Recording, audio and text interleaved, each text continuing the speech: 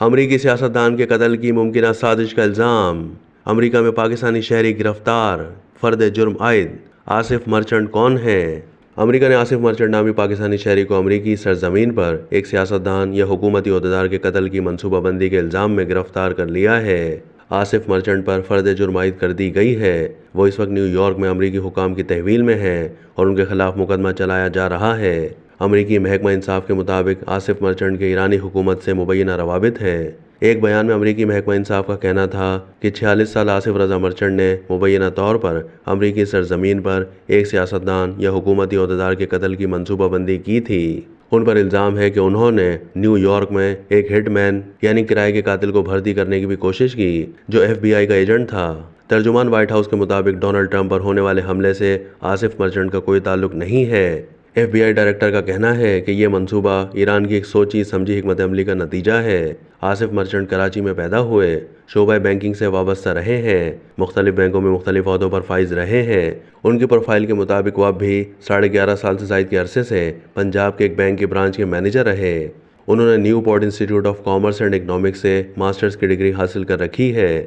Asif merchant کے پاکستان میں بیوی بچے ہیں اور ایران میں بھی بیوی بچے ہیں۔ کئی بار شام، ایران اور عراق جا چکے ہیں۔ بروکلن کی وفاقی عدالت میں استغاثہ کی طرف سے جمع کرائی گئی دستاویزات منگل کو منظر عام پر لائی گئیں، جن میں امریکی حکام کا دعویٰ ہے کہ قانون نافذ کرنے والے اداروں نے آصف مرچنٹ کی جانب سے قتل کی اس منصوبہ بندی کو ناکام بنا دیا اور ایسا کوئی حملہ ہونے سے روکا ہے۔ محکمہ انصاف کی جانب سے پیش کیے جانے والے دستاویزات میں مبینہ اہداف کے نام نہیں دیے گئے، تاہم امریکی ذرائع ابلاغ کی خبروں میں FBI کے ذرائع کے حوالے سے بتایا گیا ہے کہ ان اہداف میں سابق امریکی صدر ڈونلڈ ٹرمپ کا نام شامل ہے، کیونکہ انہوں نے سن 2020 کے دوران ایرانی جنرل قاسم سلیمانی پر ڈرون حملے کی منظوری دی تھی۔ عدالتی دستاویزات کے مطابق اپریل 2024 کے دوران آصف مرچنٹ نے ایران میں کچھ وقت گزارا اور اس کے بعد وہ پاکستان سے امریکہ چلے گئے۔ آصف مرچنٹ نے مبینہ طور پر جس شخص سے رابطہ کیا، اس نے نیو یارک میں قانون نافذ کرنے والے اداروں کو ان کی اطلاع دی تھی۔ عدالتی دستاویزات میں آصف مرچنٹ پر یہ الزام عائد کیا گیا ہے کہ انہوں نے جون کے اوائل میں اس مخبر سے نیو یارک میں ملاقات کی، جس دوران انہوں نے اس شخص کو قتل کے منصوبے کی تفصیلات بتائی تھیں۔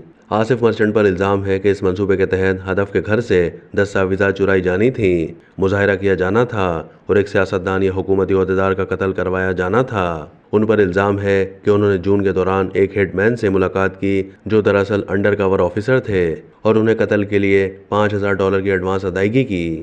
عدالتی دستاویزات کے مطابق آصف مرچنٹ مبینہ طور پر قتل کے منصوبے کی تکمیل سے قبل 12 جولائی کو امریکہ چھوڑنا چاہتے تھے اور انہوں نے اس سلسلے میں پرواز کی بکنگ بھی کر رکھی تھی۔ ادھر دفتر خارجہ نے اپنے ابتدائی رد عمل میں کہا ہے کہ ہم امریکی حکام سے رابطے میں ہیں، اگرچہ آصف مرچنٹ پر الزام ایسے وقت عائد کیے گئے ہیں جب ڈونلڈ ٹرمپ پر 13 جولائی کو قاتلانہ حملے کی کوشش ہو چکی ہے، تاہم واضح کیا گیا ہے کہ ایسے کوئی شواہد نہیں کہ آصف مرچنٹ کا پینسلوانیا میں ٹرمپ پر ہوئے حملے سے تعلق تھا۔ وائٹ ہاؤس کی ترجمان کیرن جین پیری نے تصدیق کر دی ہے کہ آصف مرچنٹ کا ٹرمپ پر ہونے والے قاتلانہ حملے سے کوئی تعلق نہیں ہے۔